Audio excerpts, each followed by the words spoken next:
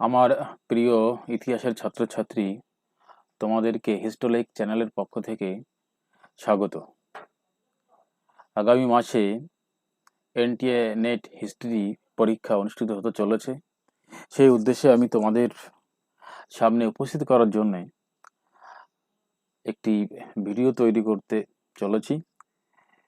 যে ভিডিওর বিষয়বস্তু হচ্ছে, তোমাদের ইতিহাসে কনসেপ্ট, আইডিয়াস অ্যান্ড টার্মস থাকে, তার মধ্যে আমি কৌটিল্যের লেখা অর্থশাস্ত্র এই গ্রন্থ সম্পর্কে আলোচনা করব। এই গ্রন্থ সম্পর্কে বলা হচ্ছে যে it is believed to be the work of Vishnugupta Kautilya, also known as Chanakya. যেটি বিশ্বাস করা হয় যে বিষ্ণুগুপ্তা কৌটিল্যই হচ্ছে চাণক্য। তিনি ছিলেন was the chief adviser of Chandragupta Maurya. তিনি ছিলেন চন্দ্রগুপ্ত মৌর্যের প্রধান পরামর্শদাতা। Arthashastra is a standard work on politics and art of government.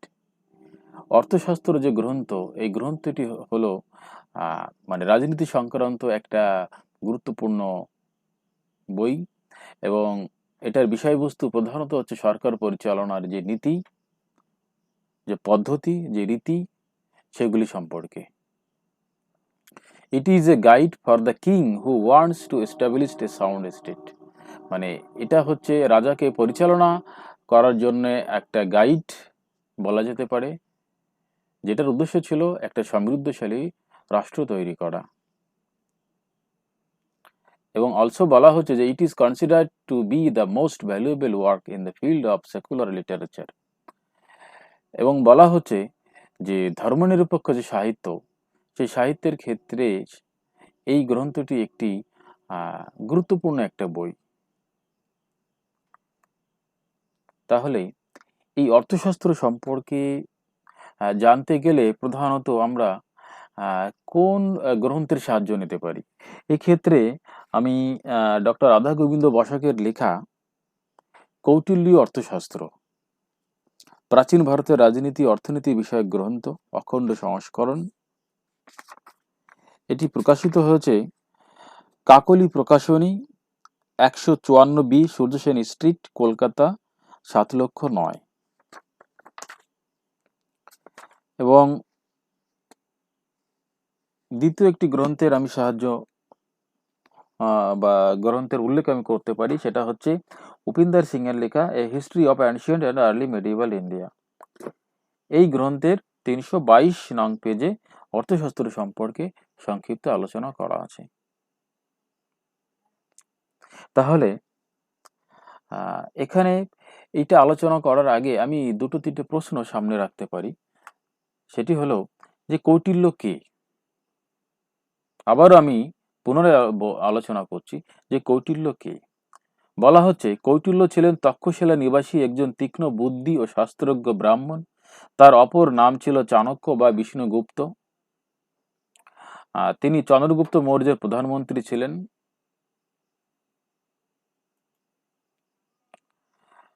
আর বিখ্যাত রাষ্ট্র দর্শন বিষয়ক গ্রন্থ অর্থশাস্ত্র তার রচনা। যদি অ্যানাদার কোশ্চেন আমি করি যে ভারত ইতিহাসে অর্থশাস্ত্রের গুরুত্ব কি, এক্ষেত্রে বলা যেতে পারে যে কৌটিল্য রচিত অর্থশাস্ত্র মৌর্য যুগের অন্যতম গুরুত্বপূর্ণ উপাদান। এই গ্রন্থ থেকে তৎকালীন রাজনৈতিক ঘটনাবলী, মৌর্য শাসন ব্যবস্থা, রাষ্ট্রতত্ত্ব, সামাজিক রীতিনীতি, যুদ্ধনীতি, অর্থনীতি ইত্যাদি সম্পর্কে অনেক গুরুত্বপূর্ণ প্রামাণ্য তথ্য পাওয়া যায়।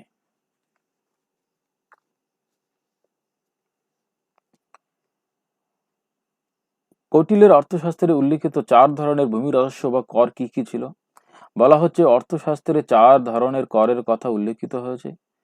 এক হচ্ছে সীতা, অর্থাৎ রাজকীয় জমিতে নিয়োজিত কৃষকের কাছ থেকে আদায়কৃত কর। 2 হচ্ছে ভাগ, অর্থাৎ কৃষকের মালিকানাধীন জমির উপর কর। 3 হচ্ছে বলি, অর্থাৎ রাজাকে প্রদত্ত প্রজাদের বাধ্যতামূলক এক ধরনের কর বা দান। এবং 4 হচ্ছে কর, অর্থাৎ অন্যান্য সূত্রে প্রাপ্ত রাজস্ব। তাহলে এই ক্ষেত্রে আমরা কি কি করের কথা জানতে পারলাম? এক নম্বর হচ্ছে সীতা, অর্থাৎ রাজকীয় জমিতে নিয়োজিত কৃষকের কাছ থেকে আদায়কৃত কর। 2 হচ্ছে ভাগ অর্থাৎ কৃষকের মালিকানাধীন জমির উপর কর। 3 হচ্ছে বলি অর্থাৎ রাজাকে প্রদত্ত প্রজাদের বাধ্যতামূলক এক ধরনের কর বা দান।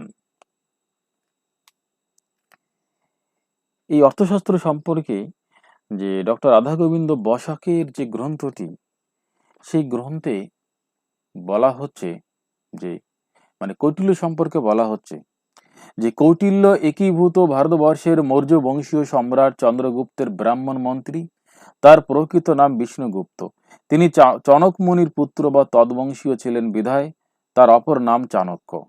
তার জন্মস্থান নিয়ে মতভেদ থাকলেও অধিকাংশ সূত্র মতে তার জন্ম হয়েছিল খ্রিস্টপূর্ব 370 অব্দে পাটলিপুত্র নগরীতে, যা ছিল তৎকালীন মগধ রাজ্যের রাজধানী। তার পিতা ছিলেন মগধের মহারাজার বিশিষ্ট অমাত্য, কিন্তু তার প্রতিপক্ষগণের প্ররোচনায় মহারাজা সম্পূর্ণ মিথ্যা অভিযোগে তাকে রাজ দরবারে লাঞ্ছিত করেন। পিতার এই লাঞ্ছনার প্রতিশোধ নেওয়ার জন্য অল্প বয়সেই বিষ্ণুগুপ্ত প্রতিজ্ঞা করেন নন্দ বংশের ধ্বংস সাধনই হবে তার জীবনের একমাত্র লক্ষ্য। পিতার মৃত্যুর পর তিনি বিদ্যা শিক্ষার উদ্দেশ্যে তক্ষশিলায় গমন করেন, কারণ তৎকালীন ভারতবর্ষে এটি ছিল বিদ্যা শিক্ষা লাভের প্রধান কেন্দ্র।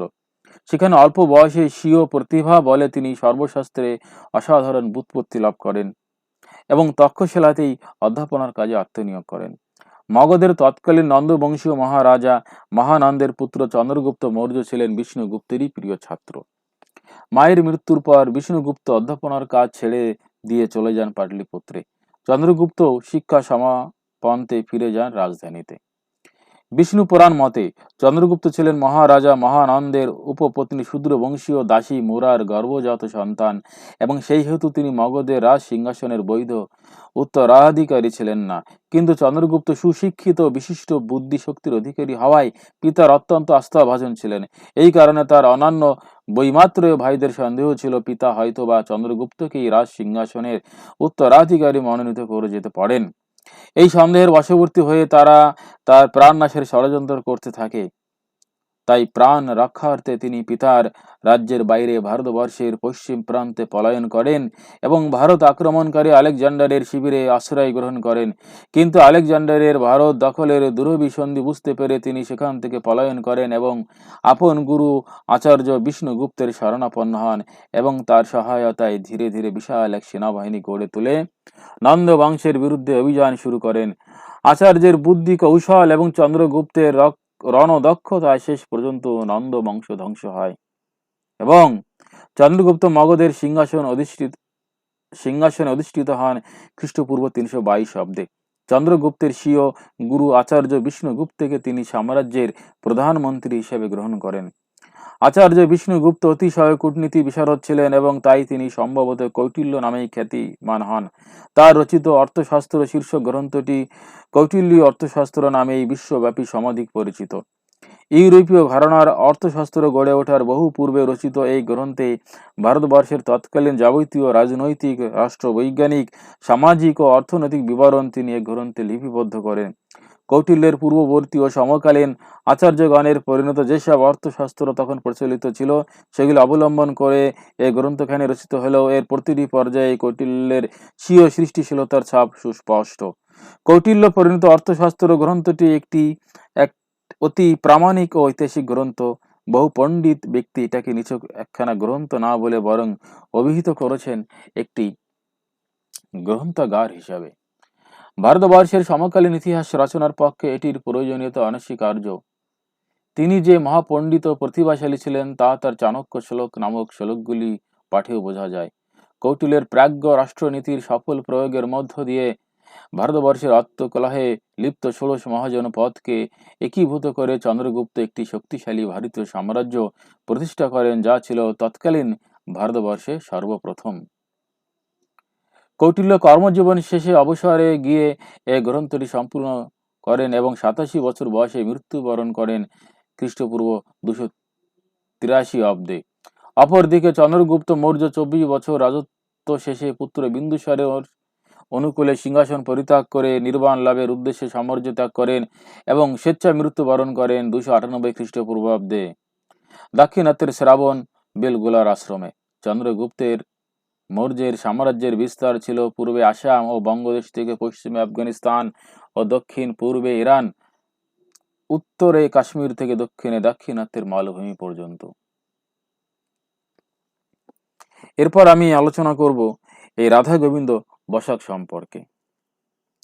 রাধা গোবিন্দ বসাক ঢাকার এক বিশিষ্ট বসাক বংশে 1885 খ্রিস্টাব্দের 8ই জানুয়ারি জন্মগ্রহণ করেন। 1901 সালে তিনি কিশোরীলাল জুবিলি উচ্চ বিদ্যালয় হইতে বিভাগীয় বৃত্তি সহ এন্ট্রান্স পাশ করিয়া ঢাকা কলেজে অধ্যয়ন করেন। এমএ পাশ করিবার পর ডক্টর বসাক তদানীন্তন ইম্পেরিয়াল লাইব্রেরির প্রখ্যাত গ্রন্থগারিক বহু ভাষাবিদ হরিনাথ দে মহাশয়ের অধীনে অনুশাসন ও লিপিতত্ত্ব সম্বন্ধে গবেষণা করিয়া বিদ্বৎ সমাজের দৃষ্টি আকর্ষণ করেন। পরবর্তীকালে রাজশাহী কলেজে 1911 থেকে 18 অধ্যাপনাকালে দামোদরপুর তাম্রশাসনের আবিষ্কার ও পাঠোদ্ধার তাহার জীবনের এক পরম কীর্তি। 1919 সালে তিনি এই দুর্লভ আবিষ্কারের জন্য কলিকাতা বিশ্ববিদ্যালয় হইতে গ্রিফিথস পুরস্কার লাভ করেন। History of north eastern India লিখিয়া ঢাকা বিশ্ববিদ্যালয় হইতে পিএইচডি উপাধি লাভ করেন। 1921 হইতে 1933 সাল পর্যন্ত ঢাকা বিশ্ববিদ্যালয়ে সংস্কৃত পালি ভাষার অধ্যাপক হিসেবে নিযুক্ত থাকেন। এর পর 1933 সালে কলিকাতা প্রেসিডেন্সি কলেজে যোগদান করেন এবং 1941 সালে কলিকাতা বিশ্ববিদ্যালয়ের সংস্কৃত ও ভারতীয় ইতিহাসের অধ্যাপকের আসন অলঙ্কৃত করিয়া 1941 সালে অবসর গ্রহণ করেন। তাহার সম্পাদিত অন্যান্য পুস্তকের মধ্যে পাল যুগের কবি সন্ধ্যাকর নন্দী রচিত রামচরিত ও সাতকাহন নরপতি হানের গাথা সপ্তশতী বিশেষ উল্লেখযোগ্য। তাহার সম্পাদিত বাংলার অনুদিত কৌটিল্য অর্থশাস্ত্র এক অক্ষয় কীর্তি। এই গ্রন্থের যে বিষয়বস্তু, সেই বিষয়বস্তুকে কিভাবে আলোচনা করা যেতে পারে। এই কৌটিল্য যে অর্থশাস্ত্র, এর যে অধ্যায় সূচি, এই অধ্যায় সূচির 3টি অধিকরণ আছে। প্রথম অধিকরণ, দ্বিতীয় অধিকরণ, তৃতীয় অধিকরণ। প্রথম অধিকরণে 21টি অধ্যায় আছে। প্রথম অধ্যায় রাজবৃত্তি, শেষ অধ্যায় আত্মরক্ষা। এই রাজবৃত্তি এবং আত্মরক্ষার মাঝে যে অধ্যায়গুলি আছে আমি সেগুলি বলছি। দ্বিতীয় অধ্যায়ে, প্রথম অধ্যায়ে রাজবৃত্তি, দ্বিতীয় অধ্যায়ে বিদ্যা সমুদ্দেশ আন্নিক্ষিকী স্থাপনা, তৃতীয় অধ্যায়ে বিদ্যা সমুদ্দেশ ত্রয়ী স্থাপনা, চতুর্থ অধ্যায়ে বিদ্যা সমুদ্দেশ বার্তা ও দণ্ডনীতি স্থাপনা, পঞ্চম অধ্যায়ে বৃদ্ধ জনের সহিত সংযোগ, ষষ্ঠ অধ্যায়ে ইন্দ্রিয় জয়, কামাদি জয়, রিপুর বর্জন, সপ্তম অধ্যায়ে ইন্দ্রিয় জয়, রাজস্বীর ব্যবহার, অষ্টম অধ্যায় অমাত্যগণের নিয়োগ, নবম অধ্যায় মন্ত্রী বা পুরোহিতের নিয়োগ, দশম অধ্যায় উপাধা বা ছল রীতিতে অমাত্যগণের শৌচ ও অশৌচ পরীক্ষা, একাদশ অধ্যায় গূঢ় পুরুষ দিগের নিয়োগ, দ্বাদশ অধ্যায় গূঢ় পুরুষ দিগের প্রণীতি বা কার্যে ব্যাপৃতি, ত্রয়োদশ অধ্যায় স্বরাজ্যে কৃতপক্ষ ও অকৃতপক্ষের রক্ষণ, চতুর্দশ অধ্যায় শত্রু রাজ্যে কৃতপক্ষ ও অকৃতপক্ষের সংগ্রহ, পঞ্চদশ অধ্যায় মন্ত্রাধিকার, ষোড়শ অধ্যায় দূত প্রতিনিধি, সপ্তদশ অধ্যায় রাজপুত্রগণ হইতে রাজার আত্মরক্ষা, অষ্টাদশ অধ্যায় পিতার প্রতি অবরুদ্ধ রাজপুত্রের ব্যবহার ও অবরুদ্ধ রাজপুত্রের প্রতি পিতার ব্যবহার, ঊনবিংশ অধ্যায় রাজ প্রতিনিধি বা রাজার কার্য ব্যাপৃততা, বিংশ অধ্যায় নিশান্ত প্রতিনিধি বা রাজভবনের অনুষ্ঠান, একবিংশ অধ্যায় হচ্ছে আত্মরক্ষা। এই হলো প্রথম অধিকরণের যে বিনয়াধিকারিক তার যে সূচিপত্র। দ্বিতীয় অধিকরণের বিষয়, দ্বিতীয় অধিকরণের মূল বিষয় হচ্ছে অধ্যক্ষ প্রচার। এখানে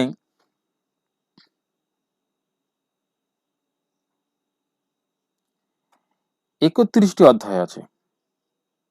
প্রথম অধ্যায় হচ্ছে জনপদ নিবেশ, শেষ অধ্যায় হচ্ছে হস্তাধ্যক্ষ। আমি যদি এখানে একের পর এক বলি তাহলে এইভাবে দাঁড়াবে যে প্রথম অধ্যায় জনপদ নিবেশ, দ্বিতীয় অধ্যায় ভূমি ছিদ্র বিধান বা কর্ষণের অযোগ্য ভূমির ব্যবস্থা, তৃতীয় অধ্যায় দুর্গ বিধান, চতুর্থ অধ্যায় দুর্গ নিবেশ, পঞ্চম অধ্যায় সন্নিধাতার নিশ্চয় কর্ম, ষষ্ঠ অধ্যায় সমাহর্তার সমুদায় প্রবর্তন, সপ্তম অধ্যায় অক্ষপটলে গাণনিক দিগের অধিকার। অষ্টম অধ্যায় যুক্ত বা অধিকারী দ্বারা অপহৃত সমুদয়ের প্রত্যয়ন। নবম অধ্যায় উপযুক্ত গণের পরীক্ষা। দশম অধ্যায় শাসন বা রাজলেখের বিধান। একাদশ অধ্যায় কোষে প্রবেশযোগ্য রত্নাদির পরীক্ষা। দ্বাদশ অধ্যায় আকর কর্মান্তের প্রবর্তন। ত্রয়োদশ অধ্যায় অক্ষশালাতে সুবর্ণাদক্ষ। চতুর্দশ অধ্যায় বিশিখা বা বিপণীতে সৌবর্ণিকের ব্যবহার। পঞ্চদশ অধ্যায় কোষ্টাকারাদক্ষ। ষোড়শ অধ্যায় পন্নাদক্ষ। সপ্তদশ অধ্যায় কূপাদক্ষ। অষ্টাদশ অধ্যায় আয়ুধাগারাদক্ষ। ঊনবিংশ অধ্যায় তুলা ও মানের বা বাটের সংশোধন। বিংশ অধ্যায় দেশ ও কালের মান। একবিংশ অধ্যায় শুল্কাদক্ষ। দ্বাবিংশ অধ্যায় শুল্কাদক্ষ শুল্ক ব্যবহার বা শুল্ক ব্যবস্থা। ত্রয়োবিংশ অধ্যায় সূত্রাদক্ষ। চতুর্বিংশ অধ্যায় সীতাদক্ষ বা কৃষি কর্মাদক্ষ। পঞ্চবিংশ অধ্যায় সুরাদক্ষ। ষড়বিংশ অধ্যায় সোনাদক্ষ। সপ্তবিংশ অধ্যায় গণিকাদক্ষ। অষ্টবিংশ অধ্যায় নবাদক্ষ। ঊনত্রিংশ অধ্যায় গোদক্ষ। ত্রিংশ অধ্যায় অষ্টাদক্ষ। একত্রিংশ অধ্যায় হস্তাদক্ষ। দ্বাত্রিংশ অধ্যায় হস্তাদক্ষ হস্তি প্রচার। ত্রিংশ অধ্যায় রথাদক্ষ পত্তদক্ষ সেনাপতির কার্য। চতুর্থিংশ অধ্যায় মুদ্রাদক্ষ ও বিবিতাদক্ষ। পঞ্চস্ত্রিংশ অধ্যায় সমাহর্তার ব্যাপার এবং গৃহপতি বৈদেহক ও তাপস বেশধারী গুড়পুরুষগণের কার্য। ষড়ত্রিংশ অধ্যায় নাগরিকের কর্তব্য। এরপরে তৃতীয় অধিকরণের মূল বিষয় হচ্ছে ধর্মস্থিয়।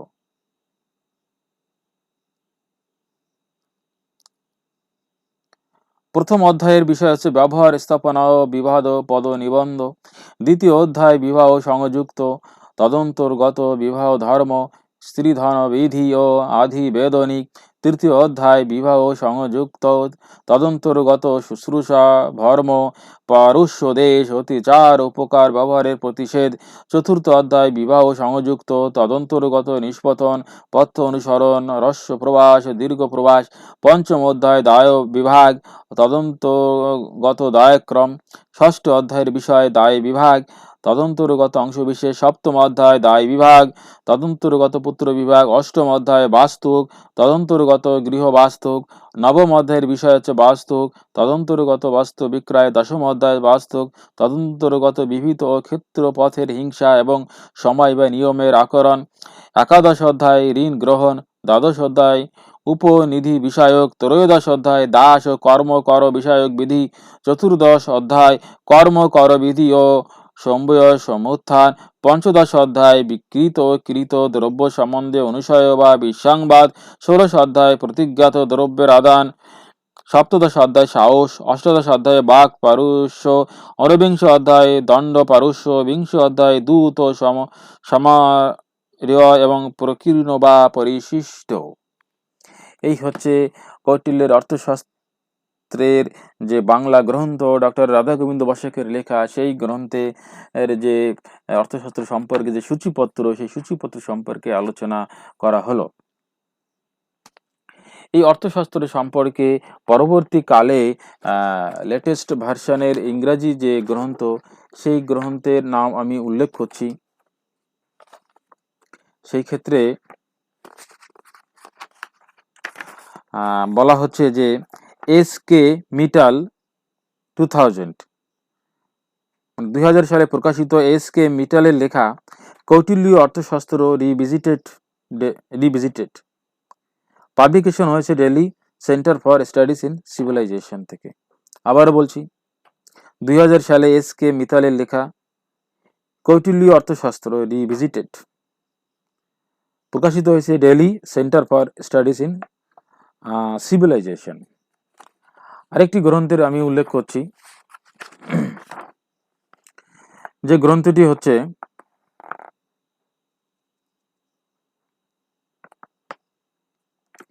(1971) সালে প্রকাশিত হয়েছিল ই.জে. ব্রিলের লেখা Kautilya and the Arthashastra, a statistical investigation of the authorship and evolution of the text. আবার আমি উল্লেখ করছি 1971 সালে যে ব্রিলের লেখা Kautilya and the Arthashastra, a statistical investigation of the authorship and evolution of the text. Upinder Singh এর যে গ্রন্থ a history of ancient and early medieval India, এখানে অর্থশাস্ত্র সম্পর্কে কিন্তু একটা নতুন ধারণার বা কনসেপ্ট প্রদান করা হচ্ছে। এখানে বলা হচ্ছে মানে ট্রটম্যানের লেখা, ট্রটম্যান যেটা ওই মিতালের গ্রন্থ আমি উল্লেখ করলাম, সেখানে ট্রটম্যান উল্লেখ করছেন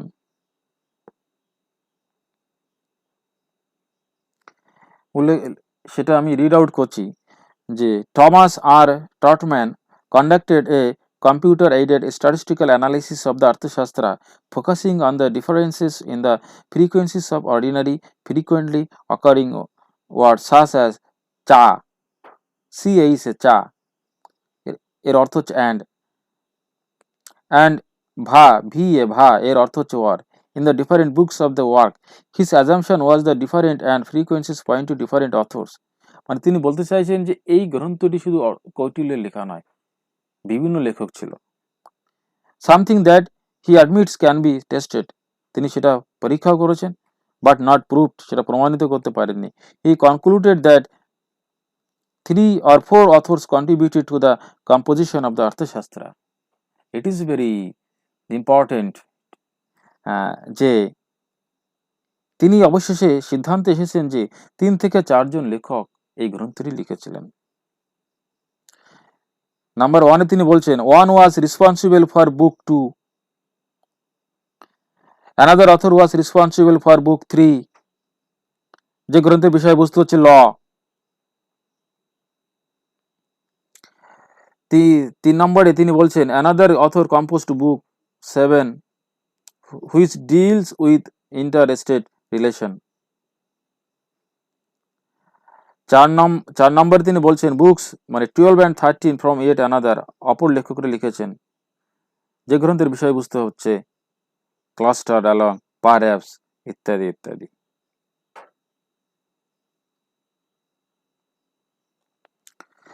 ট্রটম্যান আরো বলছেন যে ট্রটম্যান asserts that while it is possible that Kautilya may have been the author of a part of the Arthashastra, he cannot be considered the author of the entire text। বলা হচ্ছে, তিনি বলছেন যে ট্রটম্যান বলছেন যে কৌটিল্য এই অর্থশাস্ত্র গ্রন্থের সম্পূর্ণ লেখক নয়, তিনি হয়তো কোনো পার্ট লিখেছেন। তিনি বলছেন as for dates he suggests that book 2 may have been completed by c 150 CE, মানে বিফোর ক্রাইস্ট, মানে 150 খ্রিস্টপূর্বাব্দে এই দ্বিতীয় বুকটি লেখা হয়েছিল।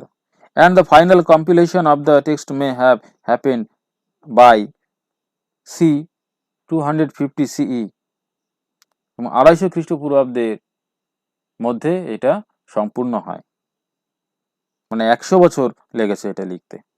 He argues that the Arthashastra, although compiled by a single person, has no single creator author and is in this respect similar to other ancient texts such as the Kama Sutra, which he also analyzes using a similar technique, Manusmriti and Charak Samhita।